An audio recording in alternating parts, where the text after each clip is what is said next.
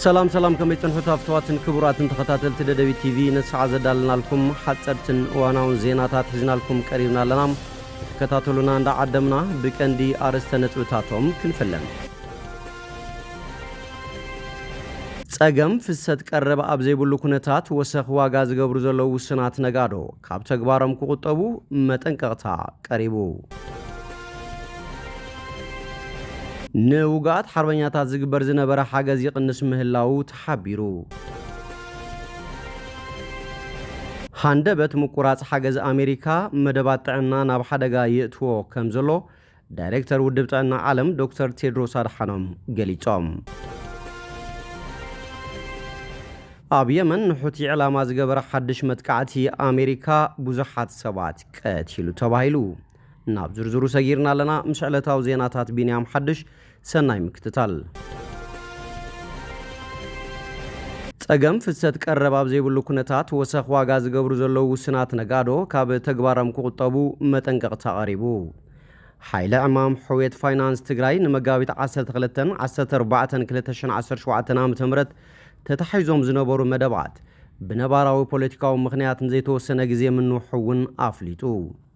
እዚ ዝተገለጸ ተሓይለ ዕማም ንመረኸብቲ ሓፋሽ ትግራይ ኣብ ዝሃቦ ጋዜጣዊ መግለጺ ኮይኑ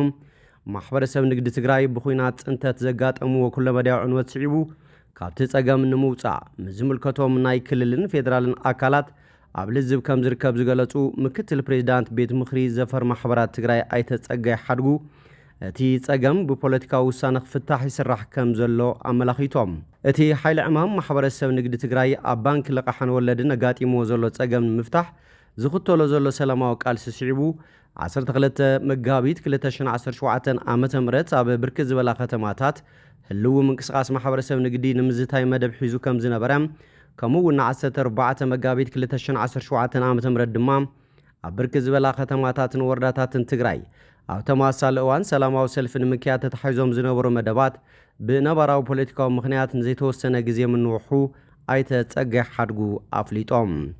ኣይተ ጸጋይ ሓድጉ ኣብ ቀጻለቶም መደባት መዓዝ ከም ዝካየዱ ከም ዝግለጽ ድማ ኣመላኺቶም ብኻሊእ ወገን እቲ ሓይለ ዕማም ኣብ ልዕሊ ሸቐጥ ዝሓብኡን ዘይምኽንያታዊ ወሰኽ ዋጋ ሸቐጥ ዝገብሩ ዘለውን ውስናት ነጋዶ ንዝውሰድ ሕጋዊ ስጉምቲ ምዝምልከቱ ኣካል ሓቢሩ ከም ዝሰርሕ ገሊጹሎም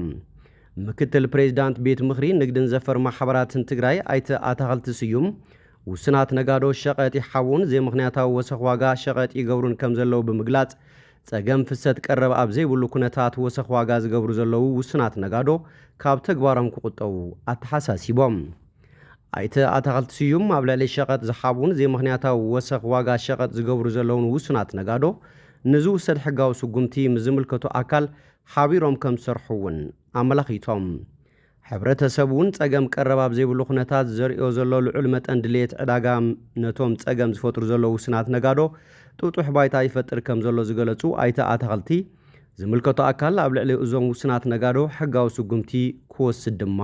ጻውዒት ኣቕሪቦም ንውጋት ሓርበኛታት ዝግበር ዝነበረ ሓገዝ ይንኪ ምህላው ተገሊጹ ብሰንኪ ኣባይታ ዘየለው ጸለመታት ንውጋት ዝግበር ዝነበረ ሓገዝ ከም ዝቐነሰ ማእኸል ሪፈራል ሆስፒታል ሰራዊት ትግራይ ኣፍሊጡ ምስ ኣወሃብ ኣገልግሎት ሕክምና ውጋትን ንውጋት ተባሂሉ ዝመጽእ ሓገዝ ኣብ መዓልኡ መዋዕልን ተኣሳሲሩ ዝረቡ ዘለው ጸለመታት ትክክል ኣይኮኑን ዝኾነ ኣካል መጽኡ ከጻሪ ይኽእል እዩ ክብላ ኣዛዚት ማእኸል ሪፈራል ሆስፒታል ሰራዊት ትግራይ ተጋዳሊት ጀሚላ መሐመድ ገሊጸን ብዙሓት ውጋት ተጋደልቲ ተሓኪሞም ብመስርሕ ምፍታሕ ዕጥቅን ዳግመ ጽንበራን ናብ ልምዓቶም ከም ዝኣተው ዝገለጻ እተን ኣዛዚት ብሰንኪ ኣባይታ ዘየለው ኣብ ማሕበራዊ ሚድያታት ዝተዘርግሑ ጸለመታት ንሕክምና ውጋት ዝግበር ዝነበረ ሓገዝ ጠጠው ይብል ከም ዘሎየን ሓቢረን ውጋት ተወከልቲ ብዘለዎ የርክዎ ናፍቶም ውጋት ናብ ሰለስቲአን ማእኸላት በበድላይነት ይተካፋፈል ማለት እዩ ስለዚ ካብ ዲያስፖራ ዝመጽውን ናይ ባዕል መስርሕ ክኽተል ኢና ጌርና በጀትና ብኡነ መሓደር ካብ ዲያስፖራ ዝበዝሕ በጀት ንምግቡ እዩ ጽዳትና ፍራሹ ኩሉ ነገሩ ካብ ዲያስፖራ እዩ ዝኽእለና ምን ግዜ በብግዜ ዝመጽ ማለት ናይ ዲያስፖራ ዝመጽ መልክዕ ክሕዝ ኢና ንገብሮ ማለት እዩ ብቐጥታ ኣጉል ዝኾነን ናብ ዘይኮና ውግእ ተባሂሉ ዝመጽ ናብ ውግእ እንተይበጽሕ ኸይቐሪ ተኣማንነት ክህልዎ ኦዲት ተገይሩ ተቐባልነት ክህልዎ ትውግእ ተጠቃማይ ክኸውን ዝገብር መስርሕ ኣለና ከም ሆስፒታልና ስለዚ ህዝብና ይኹን ዲያስፖራናት መስርሕና እዚ ምዃኑ ፈሊጡ ኣብ ነፍሲ ወከፍ ናይ ባዕልና ግድፈታትና ኣብ ነፍሲ ወከፍ ዝህልወና ሕፅረታትና ናይ ባዕሉ ብፅሒት ክገብር ተዘይ ኮይኑ ኣብ ምሳሌ ሕክምና ዝምልከት እንድሕሪና ኢንዲቪዥዋል ኣብ ቲክቶከራት እናቀረብካ ናይ ገንዘብ ምስብሳብ ኣነ ውግእየ ከምዚ ተወጊኤ ከምዚ ለናትና ሃልካ ገንዘብ ይስብሰበሉ ተገበ ይኮነን ኢልና ኢና ንኣምን ስለምንታይ ኢና ተገብ ዘይኮነ እቲ ውግእ ንሱ ናይ ማን ኣብ ሆስፒታልና ተጠርኒፉ ወይ ተራሒዙ ዘሎ ኢራው እንተገይሩ ክሕከም ወይ ዝተሓከመ እዩ ወይ ደሞ ብዝተፈላለየ መልክዕ ውግእና ኣይኮነን ማለት እዩ ክራንች ዝሓዘ ኩሉ ተወጊኤ ኢሉ ዝተዛረበ ኩሉ ሓቂ ክኸውን ኣይኽእልን ውግእ ድዩ ውግእ ኣይኮነን ኣበይ ተወጊኡ ሕክምና ረኺቡ ዶ ኣይረኸበን ስለምንታይ ዝብል ብዝተወደበ መልክዕ ተሰሪሕናሉ ኢና ትግራይ እውን ትድሕን ውግእና እውን ዝድሕን ኣብ ቲክቶከራት ኣብ ዝተፈላለዩ ነገር እናቀረብካ ውግእ መሰብሰብ ናይ ምዃን ገንዘብ ናይ መሰብሰብ ናይ ምዃን መስርሕ ብደንብ ኢና ንቃወሙ ምክንያቱ ቀደም ተከተል ብዘለዎ ብዝተወደበ መልክዕ ሰሌክት ተገይሮም ቶም ዝሕከሙ ክድግፍ ዝኽኣለ ኣካል መስርሕና ንጹር በአካል በመምጻእ ብዝተፈላለየ መልክዕ ገይሮም ምክንያቱ እዚ ዘይ ረኽቦ ኣለዉ ውግኣትና እዚ ዘይ ረኽቡ ውግኣት ኣለውና ድቁሳት ኣለውና ካብ ኣልጋ ዘይተላዕሉ ኣለውና ኣብ ዊንቸር ዝተቐመጡ ኣለውና ገና ነብሶም ዘይመሓይሹ ሕክምና ዝደልዩ ደገ ዓድን ኣለውና ነዚኦም ቀዲምና ክንሕክም እንድሕር ደኣ ኮይና ተወዲምና እንድሕር ሰሪሕና እዩ ስለዚ ከም ተጋሩ ነዞም ውግኣት እዚኦም ክንሕክም መስርሕና ንጹር እዩ ሓላፊ ሎጂስቲክስ ማእኸል ሪፈራል ሆስፒታል ሰራዊት ትግራይ ተጋዳላይ ገብረመድህን ገብረ ዮሃንስ ናይ ህዝብን መንግስትን ዓቕሚ ኣዋዲድና ምስታቱ ወሃቡ ሕክምና ቀልጢፉ ዝሓወሉ መንገዲ ክህሉ ለይትን ቀትርን እናሰርሕና መፂና ኢና ክብሉ ገሊፆም ካብ ዲያስፖራ ዝመጽእ ሓገዝ ብዓይነት እምበር ብገንዘብ ከም ዘይርከቡ ድማ ገሊፆም ማለት እዚ ማእኸል ሪፈራል ሆስፒታል ከም ንኣርባዕተ ሆስፒታል ክመርሕ ዝተደራጀወ ከባቢ ሓደ ዓመት እንፈርአን ናውታት ዝፅጋዕ እዩ ያው ተወዲኡ ስራሕ ክንጅምር ተለና ያው ጋጣም ኩልና ካብ ተፈላለየ ግንባራት ኢና ተመዲብና መፂና ኣብዚ ንዝነበሩ ብጾት ምስ ዝነበሩ ብጾት ኮይና ክንመርሕ ስራሕ ጀሚርና ማለት እዩ ናይ ስራሕና መበገሲ ዝኸውን ምስ ትህልው ኩነታት ናይ ደን ሆስፒታላት መሰረት ዝገበረ እቅድ ፕላን ኣውፂና ኢና ስራሕ ጀሚርና መበገሲ ናይቲ ፕላንና ይኹን ናይቲ ስራሕና ቶም ቅድሚኡ ዝነበሩ ብጾት ሰውዚ ናሃቶም ቤዝ ወይ መሰረት ገይርና ኢና ተበጊስና ስለዚ ዝነበረና ናይ ሽዑ ስታፍ ሒዝና ትስራሕቲ ያው ና ቀጸልናሉ ና ተሰርሕ ይመጽ ናት ከምቲ ዝተባሃለ እቱ ንሕና እውን ተመዲብና ስራሕ ጀምርናሉ ይኹን ቅድሚኡ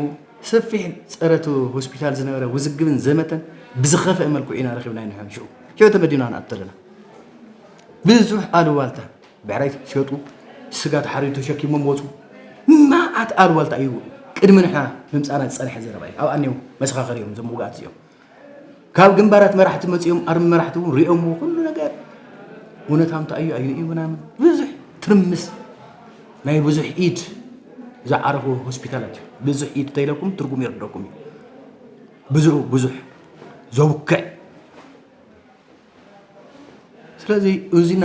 እናተጋፈጥና ንሕና ብዝተኽኣለ መጠን ሕክምንኡ ስርዓት ብዘለዎ መንገዲ ብዘለና ሓይሊ ሰብን ማተርያልን ኣገልግሎት ርክብ ናብርኡ እውን ቁርሲ ምስ ሕድራሩ ናይ ፅሬቱ ይኹን ብዝተኽኣለ መጠን ናይ ህዝብን ናይ መንግስትን ዓቕሚ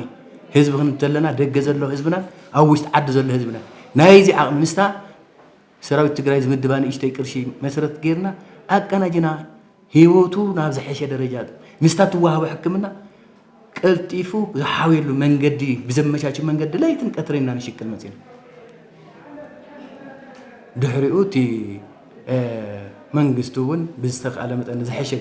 በጀት ምምዳብ ምስ ጀመረ ከምቲ ውፅኢት ጀሚላ ዝበለቶ ናይ ዕደጋ ስርዓቱ ናይ ፅሬት ቁፅፅር ስርዓቱ ናይ ርክክብ ስርዓቱ ኦርጋናይዝድ ዝኾና ኮሚቴታት ካብቲ ውግእ ካብቲ ኣባል ሞያተኛ ኢቨን ካብቲ ሞያተኛ እውን ናይቱ ምግቢ ኣቅርቦት ጥራቱ ፅሬቱ ደረጁ ዝሓለወ ድዩ ንውግእ ዝኸውን ዝምጥን ድዩ إيلو زقاصر سمياون غيرنا من نخاف بزيولو قلص النت بزلو متحمى بزيولو توقن تمرار راح توديو تستافن توديو يوز كل نجار زمر حصني أنت زولتا ياو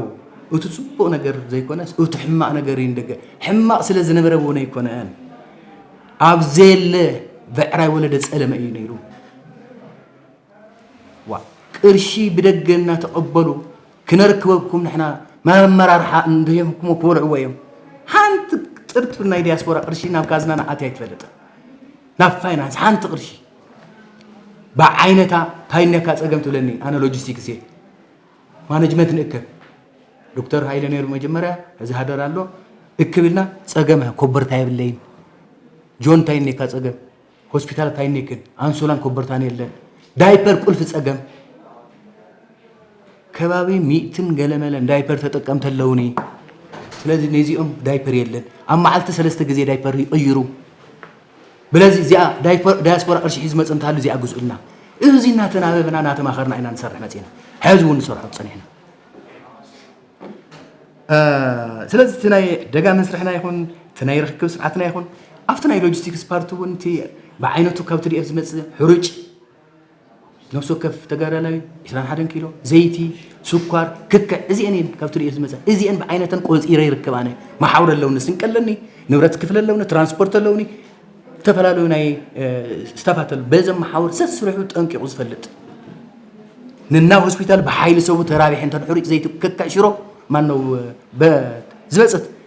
قوطيروم ننا هوسبيتالو يركب ناي رخكم موديلات لنا منغستاو سرارحا تختيلنا موديلات تختيلنا اينا نسرح بسنك حصرت تفلاليناو تحكمنا او وهابا غلغالوت غدلتات كمزلو دمام ميديكال دايركتور ماخر ريفرال هوسبيتال سراويت تግራይ ዶክተር حدر ኃይሉ ገሊጾም በመጀመሪያ ማለት ተና ሆስፒታላት ኢልና ነጽዋዕን ዘለና ካምፓሳት አለዋ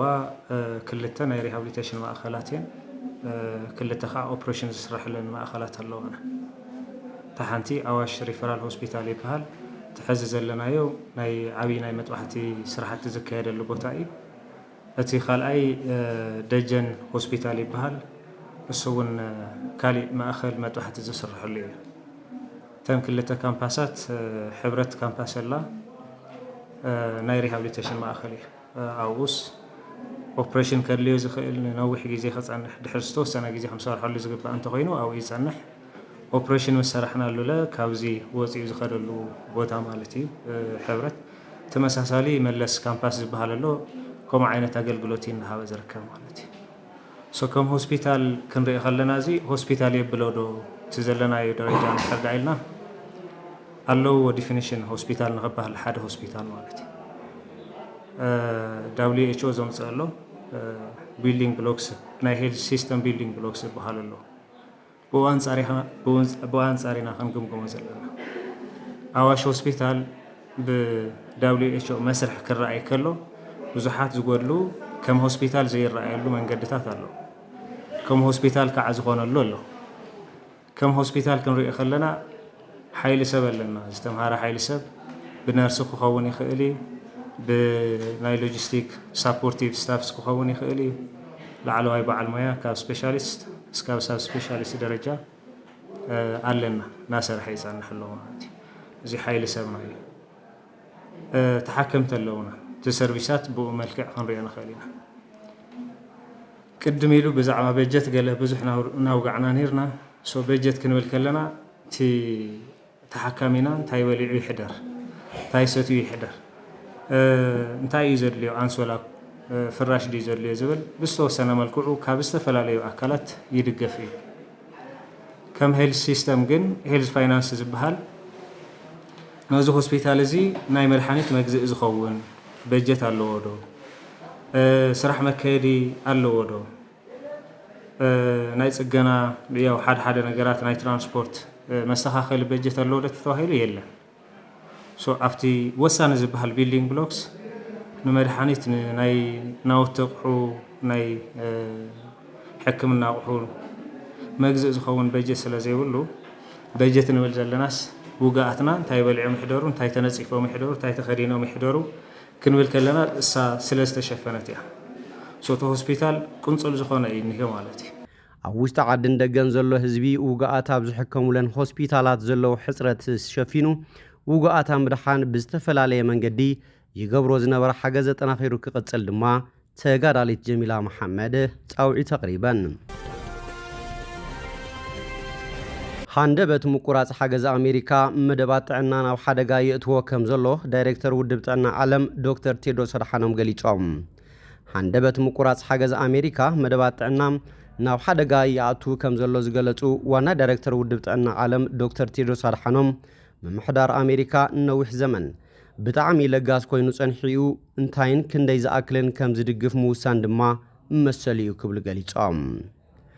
ካብ ኣሜሪካ ዝመጽእ ዝነበር ሓገዝ ሃንደበት ምቁራጹ ግና ኣብ መላእ ዓለም ንዓሰርተታት ዓመታት ዝቐጸለ ምምሕያሽ ዝተፈላለዩ መደባት ጥዕና ኣብ ሓደጋ ይኣትዉ ከም ዘለዉ ሓቢሮም ህይወት ደቂ ሰባት ዘጥፍእ ምቁራጽ ግልጋሎት ከይተፈጥረ ናብ ዘላቕ መፍትሒ ዘምፁ ትልምታት ንምስግጋር ኣሜሪካ ምስ ተጎዳእ ሃገራት ክትዝቲ ድማ ሓቲቶም ካልኦት ለገስቲ ናብ ሓገዝ ገንዘብ ኣሜሪካ ዝተመስረቱ ሃገራትን ብዝኽእልዎ መጠን ክሰርሑ ድማ ጻውዒት ተቕሪቦም ኣብ የመን ንሑቲ ዕላማ ዝገበረ ሓድሽ መጥቃዕቲ ኣሜሪካ ብዙሓት ሰባት ቀቲሉ ተባሂሉ ኣሜሪካ ኣብ ልዕሊ የመናውያን ዕጡቃት ሑቲ ኣብ ዝጀመረቱ ሓድሽ ማዕበላዊ መጥቃዕቲ ቆልዑ ዝርከብዎም ብውሕዱ 53 ሰባት ከም ዝተቐትሉ እቲ ጉጅለ ሓቢሩ እቲ ናብ ሶኒ ዘውግሕ ለይቲ ዝተኻየደ ደብዳባት ንወደብ ሑደይዳን ኣልጃዑፍን ዕላማ ዝገበረ ምንባሩ ማእኸላይ እዚ ሰራዊት ኣሜሪካ ሓቢሩ ኣሎ እቲ ብቐዳም ዝፈለመ ውሳንን ሓያልን ተኻታሊ መጥቃዕቲ ኣየር ነቲ ዕጡቃት ሑቲ ኣብታ ገዳሲ ሰማያዊ መስመር ንግዲ ዝኾነ ቀይሕ ባሕሪ ከካይድዎ ዝጸንሑ መጥቃዕትታት ንምግታእ ዝዓለመ ምዃኑ ፕሬዚዳንት ዶናልድ ትራምፕ ገሊጹ ነይሩ ኣብቲ ብቐዳም ዝፈለመ ሓድሽ መጥቃዕቲ ገለ ኣብ ኣገደስቲ መራሕቲ ሑቲ ኣብቲ ዝካየድ ዘሎ መጥቃዕቲ ከም ዝተቐትሉ ዋሽንግተን ትገልጽ እንትኾነ ግን ብወገን እቲ ጉጅለ ዝተወሃበ መረጋገጺ የለን መራሒ ጉጅለ ሑቲ ዓብዱል ማሊክ አልሑቲ ኣሜሪካ ነቲ ኣብ ልዕሊኦም ተካይዶ ዘላ መጥቃዕቲ እንተቐጺላቶም ብቀይሕ ባሕሪ ዝሓልፋ መራኸቢ ኣሜሪካ ዕላማ ክገብሩ ምዃኖም ኣጠንቂቑሎም ትራምፕ ኣብቲ ትሩዝ ዝተባሃለ ባዕሉ ዝውንኖ ማሕበራዊ መራኸቢ ብዙሓን እቶም ብኢራን ዝምወሉ ዕሱባት ሑቲ ናብ ነፈርቲ ኣሜሪካ ሚሳይላት ወንጭፎም ንወታደራትና ንመሻርክትናን ድማ ዕላማ ገይሮም ክብል ጽሒፎም እቲ ቅርሰና ዓመፅን ግብረ ሽበራን ዝብል ተግባራቶም ቢልዮናት ዶላራት ከም ዘኽሰረን ህይወት ሰባት ኣብ ሓደጋ ከም ዘውደቐን ገሊጹ እቲ ብሰንኪ ኣብ ቃዛ ዝተኻየደ ኩናት እስራኤል ሓማስ መጥቃዕቲ መራኽብ ዝጀመረ ጉጅለ ነቲ በኣሜሪካ ዝተኻየደሉ መጥቃዕቲ ምላሽ ክህበሉ ምዃኑ ተሓኒሎም ሑቲ ብቐዳም ምሸት ኣብ ሰንዓን ሰሜናዊ ወገን ሰዓዳን ሓያሎ ደብዳባት ከም ዝተኻየደ ሓቢሩ እዩ ሰዓዳ ኣብ ከባቢ ደቡብ ስዑድ ዓረብ ትርከብ ቀንዲ ደጀኖም ድማ እያ እቶም ብኢራን ዝድገፉ ጉጅለ ኣንጻር እስራኤል ዝንቀሳቐሱ ኮይኖም ንርእሰ ከተማ ሰንዓን ሰሜናዊ ምዕራብ የመንን ዝቆጻጸሩ እኳ እንትኾኑ መንግስቶም ዓለማዊ ኣፍልጦ ኣይረኸበን ብሳልሳይ ኣካል ዘይተረጋገጸ ኣሳእል ኣብ ልዕሊ እቲ ወታደራዊ ማዓስከር ዝተደኮኖ ከባቢ መዕርፎ ነፈርቲ ሰንዓ ጸሊም ትኪ ብስፍሓት ዒግ ክብል ተራእዩ ሑቲ ኣብ ዘውፅኦ መግለጺ ኣሜሪካን ዓባይ ብሪጣንያን ተግባረን እኩይ ስለ ዝኾነ ኣብ ሰንዓ ኣብ ዝርከብ ህዝቢ ዝነብረሉ ከባብታት ዕላማ ምግባረን ከሲሱ ዓባይ ብሪጣንያ ኣብቲ ብቐዳም ኣሜሪካ ዘካየደቶ መጥቃዕቲ እኳ እንተዘይተሳተፈት ንመራኸቢ ኣሜሪካ ብስሩዕ ነዳዲ ኣብ ምምላእ ግን ደገፍ ከም ዝገበረት ጸብጻባት ይሕብሩ ትራምፕ ነቲ መጥቃዕቲ ሑቲ ሱቂልካ ዝሕለፍ ኣይኮነን ኢሉ ወሲኹ ድማ ሸቶና ክሳብ ንዕውት ኣዝዩ ልዑልን ቀታልን ሓይሊ ክንጥቀም ኢና ኢሉሎም ሚኒስትር ጉዳያት ወፃኢ ኢራን ዓባስ ኣራጊቺ መንግስቲ ኣሜሪካ ንፖሊስ ወፃኢ ኢራን ዝእዝዝ ስልጣን የብሉን ኢሉ ንሱ ብሰንበት ኣብ ኤክስ ኣብ ዘርግሖ ጽሑፍ እስራኤል ምጽናት ዓሌትን ግብረ ሽበራን ከተካይድ ዘኽእላ ደገፍ መጀመርታ ደው ይበል ክብል ጽሒፎም ማርከስ ፍትዋትን ክቡራትን ተኸታተልቲ ደደቢት ቲቪ ለሰዓት ዘዳልናልኩም ዜናታት ነዚኦም ይመስሉ ስለትምክታልኩም ኣመስጊና ብኻልኦት ክሳብ ንራኸብ ሰሰናይ ንዓኹም